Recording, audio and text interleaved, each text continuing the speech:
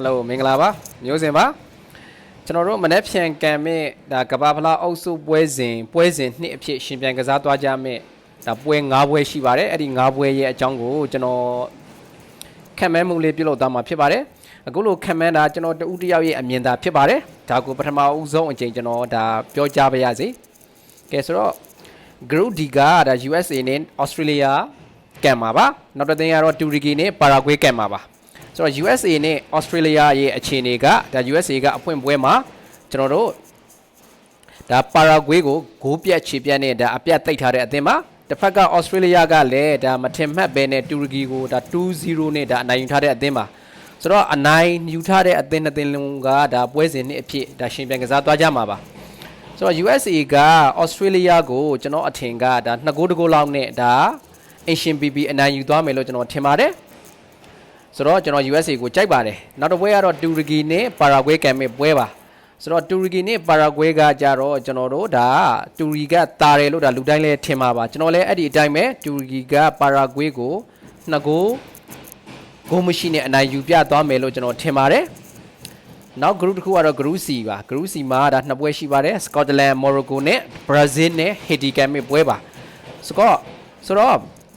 Scotland ကဒါအဖွင့်ပွဲမှာ Haiti ကိုအနိုင်ယူထားတဲ့အသင်းတစ်ဖက်က Morocco ကဒါ Brazil လိုအသင်းကိုတရေကန်ထားတဲ့အသင်းဆိုတော့နှစ်သင်းစလုံးကခြေစွမ်းအားဖြင့်အရင်ကြီးမကောင်းဘူးဆိုရင်တောင်မှဒါဆိုးလုံးတဲ့အနေအထားမှာမရှိပါဘူးဆိုတော့ဒီနေရာမှာကျွန်တော်ကတော့ Morocco ကိုပို့ပြီးတော့သဘောကျမိပါတယ်ဒါကြောင့်မလို့Scotland ကို Morocco က2ဂိုး1ဂိုးလောက်နဲ့အနိုင်ယူသွားလိမ့်မယ်လို့ကျွန်တော်ထင်ပါတယ်ကဲနောက်တစ်သင်းကတော့ဒါအားလုံးသိတဲ့အတိုင်း Brazil နဲ့ Haiti ကံမဲ့ပွဲပါဆိုတော့ Brazil ကအဖွင့်ပွဲမှာ Morocco ကိုဒါတရေသာကစားနိုင်တဲ့အတွက်ဒါဝေဖန်မှုအများကြီးရှိထားတဲ့အသင်းပေါ့လေဆိုတော့ဒီတစ်ချိန်မှာ Haiti ကိုသူကအနိုင်ယူသွားနိုင်မှာလားဆိုတော့ Haiti ကအသင်းငယ်တစ်သင်းဆိုပေမဲ့ကျွန်တော်တို့ဒါအရှိအကန်သွားတဲ့ပွဲစဉ်တွေမှာဒါ Cape Verde လိုအသင်းတွေเนาะကျွန်တော်တို့ဒါစပိန်ကိုဒါတရေရအောင်ကန်သွားနိုင်တယ်ဆိုတာကဒါကမ္ဘာဖလားလိုနေရာမှာဒါ short တွက်လို့ရတဲ့အနေအထားမရှိပါဘူးဒါကြောင့်မလို့ Brazil အနေနဲ့ဒါသတိထားဖို့လိုပါတယ်ဆိုတော့ Brazil နိုင်မယ်ဆိုတာကတော့တေချာပေါက်ဒါပြောလို့ရပေမဲ့လည်းဂိုးပြက်မဲ့ပြက်ကတော့ကျွန်တော်တို့ဒါစဉ်းစားရမှာပါဒါပေမဲ့လည်းကျွန်တော်အထင်ကဒီနေရာမှာကျွန်တော်တို့ဒါ Ancelotti ရဲ့ Brazil က Haiti ကို3ဂိုးပြက်နဲ့နိုင်သွားလိမ့်မယ်လို့တော့ကျွန်တော်တို့ထင်ပါတယ်ကဲနောက်ဆုံးတသင်းကတော့ကျွန်တော်တို့ဒါ Group F ကကံမဲ့ဒါ Netherlands နဲ့ Sweden ကံမဲ့ပွဲပါ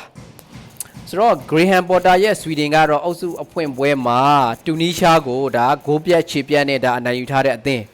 တစ်ဖက်က Netherlands ကကျွန်တော်တို့ဒါအာရှတိုက်ရဲ့ဒါအကောင်းဆုံးတွေကတစ်သင်းဖြစ်တဲ့ဂျပန်ကိုတရေသာကန်ထားနိုင်တဲ့အသင်းပေါ့လေဆိုတော့ Netherlands နဲ့ Sweden ကထိပ်တိုက်တွေ့ဆုံမှုမှာ Netherlands ကအနည်းငယ်တာတယ်လို့ပြောလို့ရတယ်ဆိုတော့ဒီနေရာမှာကျွန်တော်ရဲ့အကြိုက်ကတော့ကျွန်တော် Netherlands ကိုအနည်းငယ်ပိုကြိုက်မိပါတယ်ဒါကြောင့်မလို့ဒါ Netherlands က Sweden ကို2ဂိုး1ဂိုးလောက်နဲ့အနိုင်ယူသွားလိမ့်မယ်လို့တော့ကျွန်တော်တို့ထင်ပါတယ်ကျေးဇူးတင်ပါတယ်